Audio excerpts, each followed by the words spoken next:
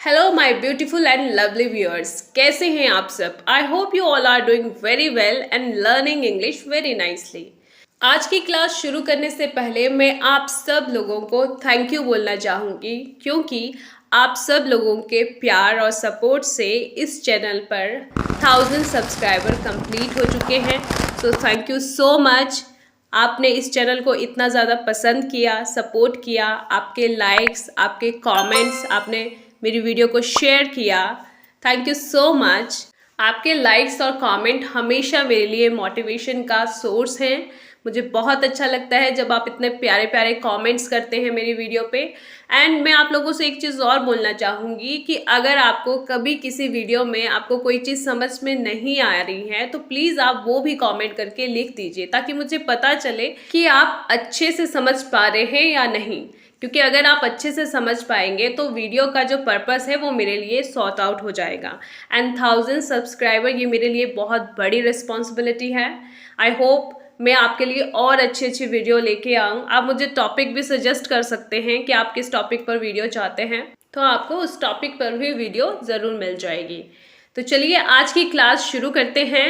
फराटेदार English बोलने के लिए vocabulary.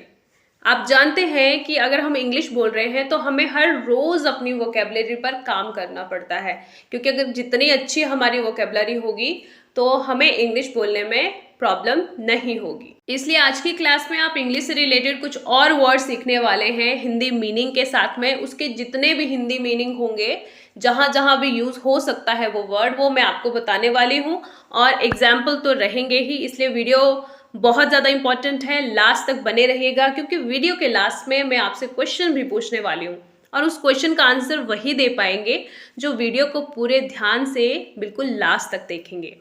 Let's start with the first word. The first word is hop. Hop. Hop का मतलब होता है कूदना या फुदकना। For example, the frog is hopping, यानी फ्रॉग हाथ और पांव दोनों के बल पर जंप कर रहा है, एक जगह से दूसरी जगह कूद रहा है, तो उसे हम कहेंगे हॉप। आपने हॉप रेस के बारे में भी सुना होगा, है ना। जैसे कूद कर एक जगह से दूसरी जगह पर जंप करना, उसे हम कहते हैं hop. The next word is roam. Rome.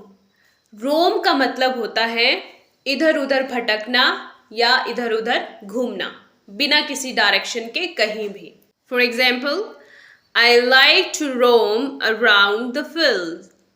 I like to roam around the fields. मुझे field का मतलब होता है खेत। मुझे खेतों में घूमना पसंद है। I like to roam around the fields. Next word is stammer. Stammer. इसका मतलब होता है हकलाना, यानी हम किसी एक लेटर को जब हम बार बार रिपीट करते हैं तो उसे हम कहते हैं स्टैमर। जैसे हम नॉर्मली बोलते हैं आई डोंट वांट, पर जो आदमी स्टैमर करता है वो इसी लाइन को कैसे बोलेगा, आई डोंट वांट। मीन्स कुछ लेटर्स ऐसे होंगे जिनको वो 2 से 3 बार बोलेगा एटलीस्ट, है ना। तो ये सेंटेंस मैंने आपको समझाने के लिए इस तरह से बोला, ओके। बट अगर रियल लाइफ में कहीं पे भी कोई पर्सन स्टमर करता है तो यू शुड सपोर्ट, आपको उसको सपोर्ट करना चाहिए, एनकरेज करना चाहिए, ना कि मजाक उड़ाना चाहिए। Fine. Because stammering can be cured. हकलाना ठीक हो सकता है। क्योर्ड का मतलब होता है ठीक होना। Next word is fumble. Fumble का मतलब होता है गड़बड़ाना, किसी चीज़ को टटोलना या लड़खड़ाना। जब कोई अटक अटक के बोलता है उसके लिए भी हम फंबल वर्ड का यूज़ करते हैं। एग्जाम्पल देखिए, he fumbled in his pocket for his keys. He fumbled in his pocket for his keys. उसने चाबियां ढूंढने के लिए अपनी जेब टटोली। तो यहाँ पर चाबियों को टटोलने के लिए फंबल वर्ड का यूज़ किया गया है, यानी फंबल का मतलब यहाँ पर है टटोलना। एक और सेंटेंस देख लेते हैं। She was fumbling during her speech. She was fumbling during her speech. वह अपने भाषण के दौरान गड़बड़ा रही थी या अटक कर बोल रही थी। तो यहाँ पर अटक कर बोलने के लिए या गड़बड़ाने के लिए फंबल वर्ड का यूज हो रहा है। एक बात आपको ध्यान रखनी है कि फंबल और स्टैमर दोनों में डिफरेंस है। स्टैमर यानी कि हकलाना, यानी एक लेटर को हम बार बार रिपीट कर रहे हैं, और फंबल यानी हम स्पीड में बोल रहे हैं और अचानक से बोलते हुए हम लोग गड़बड़ कर देते हैं, तो तब उस सेंस में हम लोग फंबल वर्ड का यूज करते हैं। Next word is Yon, YAWN, Yon. Yon का मतलब होता है उबासी या जमाई लेना। जैसे हम बोलते हैं स्टॉप यॉनिंग, यानी जमाई लेना बंद करो। Snore, SNORE, it's called snore. Snore का मतलब होता है खर्राटे मारना। For example, he was snoring loudly, यानी कि वह जोर से खर्राटे मार रहा था। लाउडली का मतलब होता है जोर से। Next word is recognize, recognize, recognize का मतलब होता है पहचानना। Example, I didn't recognize you, मैंने तुम्हें नहीं पहचाना। Next word is eager, eager का मतलब होता है उत्सुक या आतुर। They were eager to hear the latest news, They were eager to hear the latest news. वे ताज़ा खबर सुनने के लिए उत्सुक थे या आतुर थे। लेटेस्ट न्यूज़ मीन्स ताज़ा खबर।